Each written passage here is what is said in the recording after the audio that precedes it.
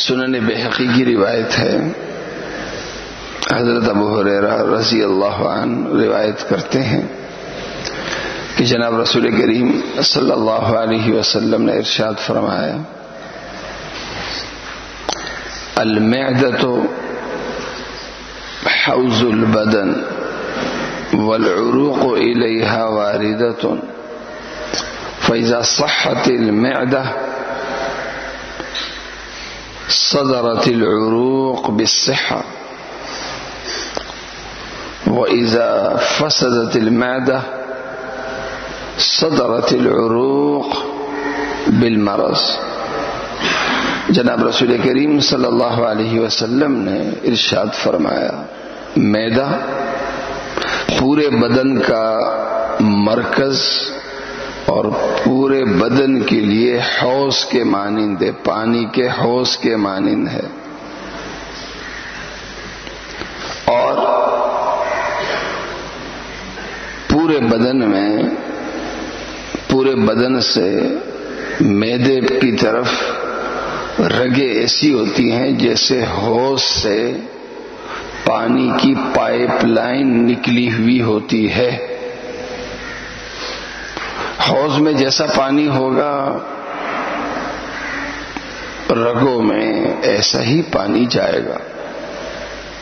حوض کا پانی اگر صاف ہے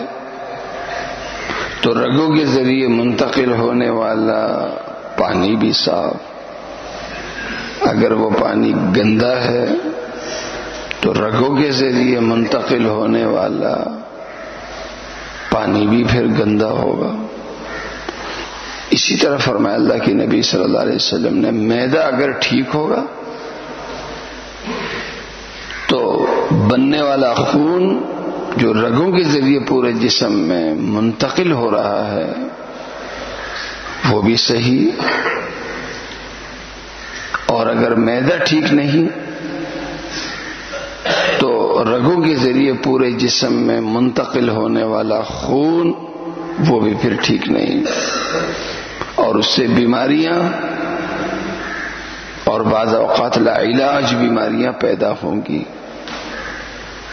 اللہ کے نبی صلی اللہ علیہ وسلم اس حدیث کے ذریعے سب سے زیادہ زور دے رہے ہیں معدے کو صحیح رکھنے پر، کہ جیسے کیسے ہو اپنا معدہ صحیح رکھو۔ اور اللہ کے نبی صلی اللہ علیہ وسلم کے وقت میں اس کے لیے دو باتوں کا خاص طور پر اہتمام ہوتا تھا کہ معدہ ٹھیک رہے، دو باتوں کا بہت زیادہ اہتمام ہوتا تھا۔ ایک تو یہ کہ پیٹ بھر کے نہ کھایا جائے، اس کو بالکل نہ بھرا جائے،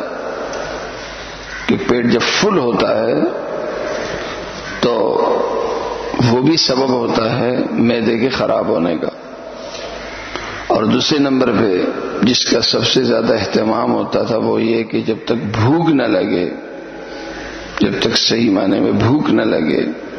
اس وقت تک معدے میں کھانا داخل نہ کیا جائے، یعنی جس صحیح طرح بھوک نہ لگے اس وقت تک کھانا نہ کھایا جائے۔ تو جب معدہ خود مانگے کہ مجھے چاہیے ہے کھانا تو اس وقت اسے کھانا دیا جائے، خواہ میں جب تک ملے بس منہ چلتا رہے، منہ چل رہا ہے، بس جو مل رہا ہے کھائے جا رہے ہیں، تو یہ بھی معدے کے خراب ہونے کا ذریعہ ہوتا ہے۔ اللہ تعالیٰ میری اور آپ کی حفاظت فرمائے۔